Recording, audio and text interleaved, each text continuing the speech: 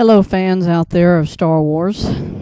This video today, or tonight, or whatever time you watch it, is my own personal reflections of The Force Awakens. And I want to begin this video by simply saying this. J.J. Abrams is the same douche that did the direction of both Star Trek movies, okay? Any fan that I've ever spoken to who loved the original Star Trek series that Gene Roddenberry created have said the same thing. Don't watch Star Trek. And they are so right. Abrams takes everything that was created by the original person who creates these science fiction classics, and he twists it around, and he screws it up big time. And I can only have one explanation for it. This guy wants to try and use what other people have created, manipulate it around, and make those in the society we live in today think, oh, look what I'm going to do. I'm going to recreate everything about it. I'm going to make you more and more fascinated. He's done 2 movies on Star Trek. I doubt seriously there'll be another one, because now they have seen that the only thing that carried Star Trek along as far as those 2 films was Leonard Nimoy being in it. And why did Leonard Nimoy even appear as Spock, or let's say the alternate Spock? Because he knew without having somebody from the cast in the movie, nobody would watch it. And he was right. Nobody did watch it. The fans said he's taken things that Gene Roddenberry instilled in the series, and he twisted it or crumbled it in your face. And one example is Spock's parents are killed in the first movie. Beyond that, he creates a love affair between Uhura and Spock. Never happened in the TV series, ever. The only time Spock ever kissed Lieutenant Uhura was when they were on that Roman planet. And they were even forced to do that by these people who had mental powers beyond, supernatural, And anyway, I can remember they asked Gene Roddenberry, how did the public react to that interracial kiss? And he said, we only got a couple of letters, and most of them were saying, go for it. But they knew it was a very controversial subject. Well, now you've got Abrams, who did the ultimate screw up of Star Trek, and said, well, I'm not just going to say they're going to kiss. They have a love affair with each other. They love each other. They blah, blah, blah. That would have never happened if Gene Roddenberry had directed that film. If he had done he'd already done, 5, 6 movies before, or at least that they allowed somebody to direct those early movies. And they never introduced any such radical idea about Spock. But he really carried it, Leonard Nimoy. But I think he made the wrong choice going on the movies anyway, because there's so much about it that he messed up. Now let's go forward to what we're going through right now with Abrams again. He's doing this Star Wars, The Force Awakens. This is how I conceive the whole idea. He messed up on Star Trek, so now he's thinking, well, I'm going to go a different route with Star Wars, because now I've got another chance to show I'm a great science fiction director. And George Lucas was interviewed one time during the bonus features on this DVD release.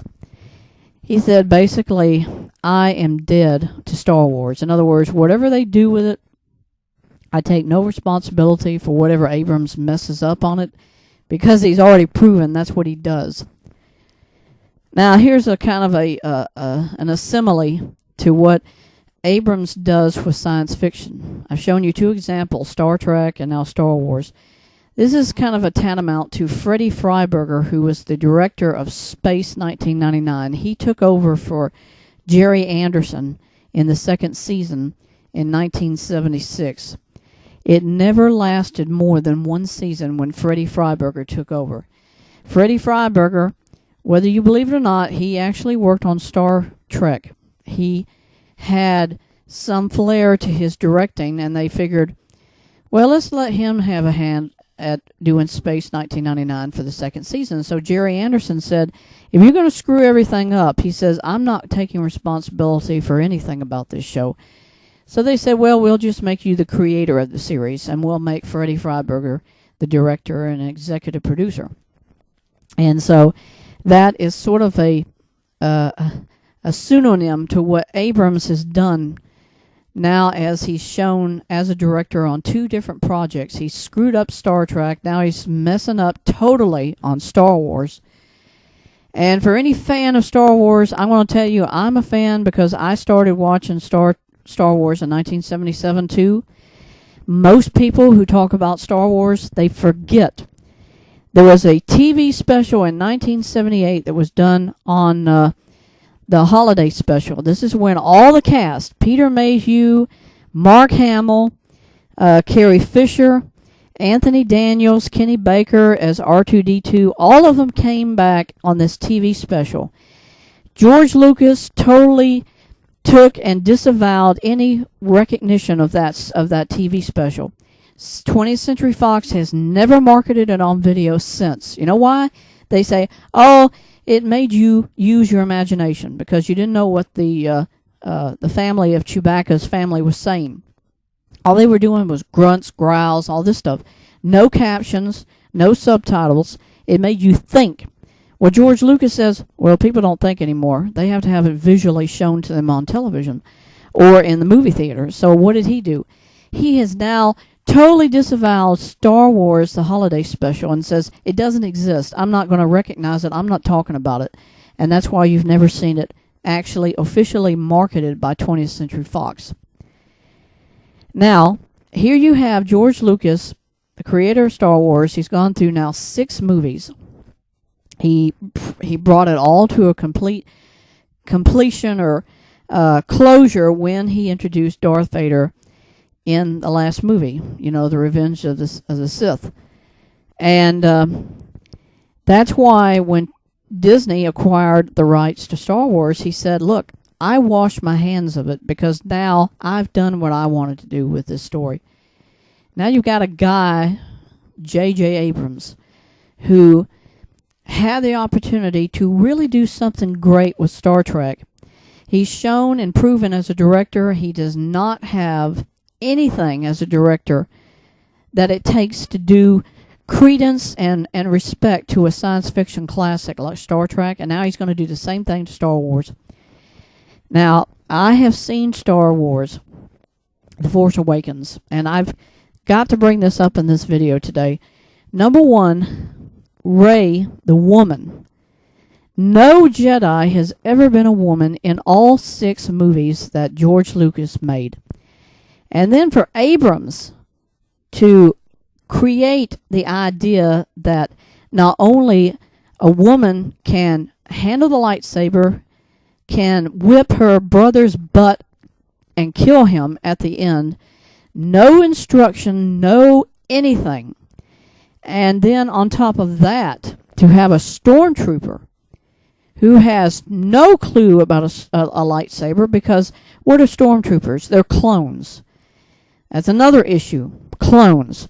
Every clone was always based on one person. And who was that? That was Boba Fett's father. Then you got a black guy who's been introduced, and then they say kind of in a hypothetical view, well, all of our engineered clones. In other words, they're saying he's not from the original Clone Wars. This is somebody else they created. And he has no training about a Jedi weapon. He goes out, starts squashing and whipping the thing around and doing all these different things. And it's like, that is not only inconceivable because you're not trained how to use it, but to think he can just pick it up and use it, not know how to use it at all, not how to swing a blade around or nothing else, not been instructed, and to do it.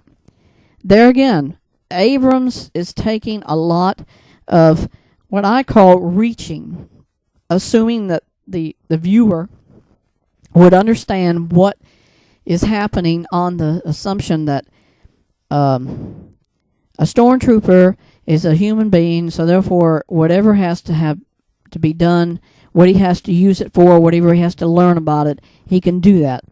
And it don't matter whether or not, as a stormtrooper and as a clone, he was engineered to do one thing.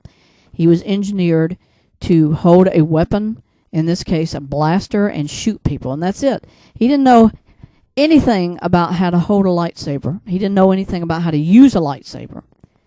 So now let's go back to Rey again. Number one, Rey, she has the Force, yes, but you could not expect Luke Skywalker to learn how to use a lightsaber unless Obi-Wan Kenobi, first of all, instructed him. Remember on the Falcon, he's giving him a self-levitating ball, and it shoots out these little shots at him. In other words, he's being instructed on how to hold it, how to operate it, how to use it. Rey, who's never had a lightsaber at all, she picks it up and starts swinging the thing around just like Finn did.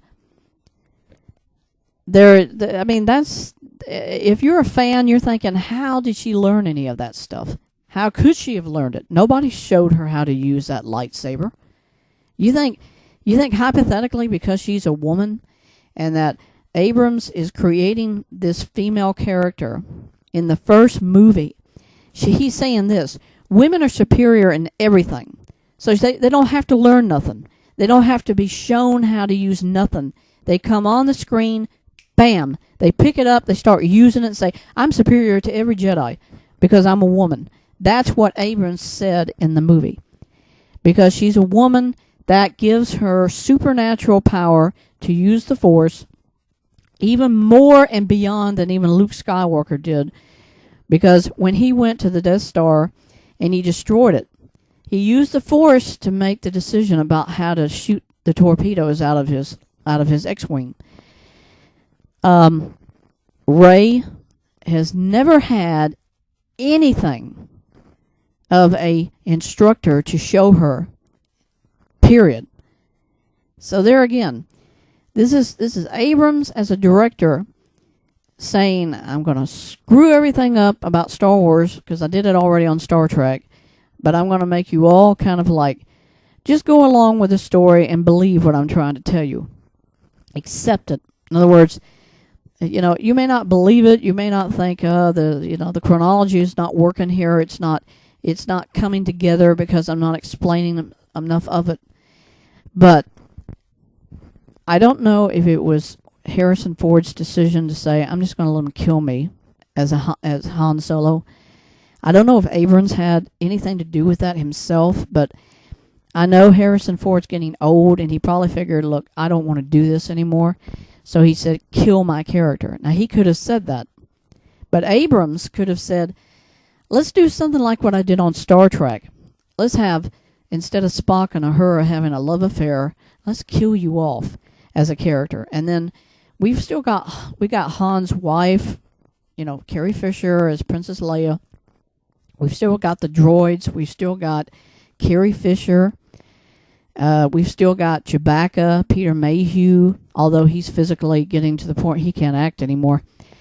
And it's this total hypothetical scenario of I'm gonna carry you along in this, and I'm gonna give you so much information, but the rest of it you're gonna have to accept and believe what I'm trying to tell you. And I'm not gonna show you as a fan how George Lucas proved all of it in the first 6 movies. I'm just gonna kind of like say, I'm that kind of guy like Tim Burton. I'm going to just change it all around, and I'm just going to expect that you understand it, or you're going to accept what I'm telling you. Maybe people have minds to grasp what this all is about, but if you're a fan of all the Star Wars movies, you really should be asking, how does somebody who has no concept of a classic take a movie like Star Wars and bring up all these hypotheticals and expect the fan to say, I get that, I get this, I get that, I get this. It's not going to work, because the fans are going to snub their nose at Abrams just like he did when he did Star Trek. The guy doesn't have any concept as a director. And that's what I was trying to say in this video. I hope people really do think about it if he ever does another movie, please ask, why did you do this, Abrams? Thank you.